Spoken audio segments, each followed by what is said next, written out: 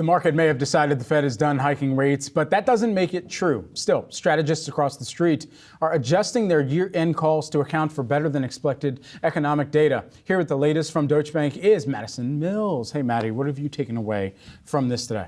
Yeah, so there's this question right now about what this market is pricing in. Is it a decision from the market's perspective that the Fed is done? Is it November kind of seasonality, technically speaking here? I want to pull up this quote from Deutsche Bank this morning, putting it into perspective for us. They say that this unwinding of the impact of rates volatility and geopolitical risk is what we're seeing here, rather than a pricing in of any upside to economic growth more broadly. And they really look at these three phases of the S&P 500 over the course of the past couple of months here.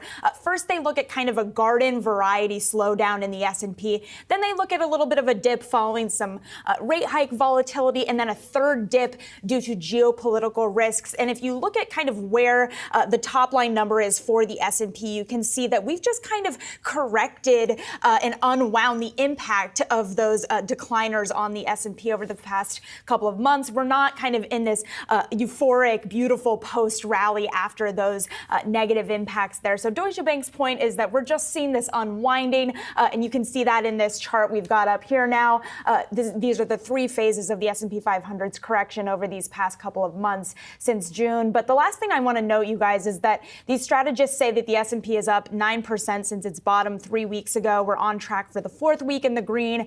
This could be the biggest November rally since November of 2020, which is when Pfizer announced the COVID vaccine. So that would be a huge potential upside for November here.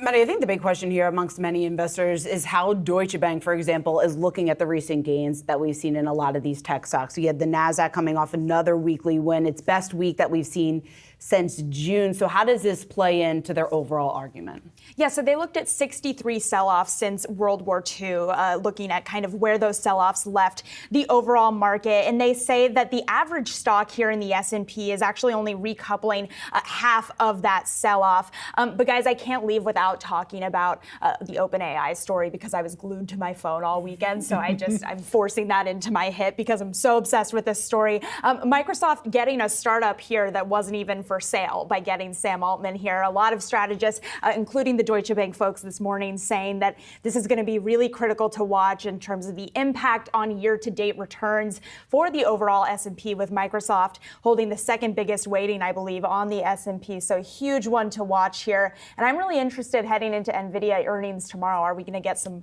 commentary on Microsoft kind of getting Sam Altman here and what Satya Nadella's broader plan is going to mean for the S&P as we head to end of 23? Yeah, you would think so, just given the reports of what Sam Altman had been working on, looking to raise more funding in terms of what exactly that could do to reshape the landscape going forward. And we were actually talking to an analyst, Rishi Jaluria from RBC at the top of the hour, and he was just talking about how big of a win this is, obviously, for Microsoft overall, but the ability here that Satya Nadella displayed, able to act so quickly and get someone with a stature like Sam Altman here into Microsoft, that's really going to give them the boost in terms of their AI development here for years to come. Yeah, I continue to be obsessed with how this ultimately puts pressure on the board at OpenAI to change, because the structure for the company, which a lot of people may remember, but perhaps is worth a reminder here, there's the board of directors that essentially control OpenAI, the public charity that's the nonprofit arm of this company, and then they wholly control AIGP LLC. Now, that eventually, as kind of a dotted line all the way around the rest of this hierarchy and kind of triage system of control,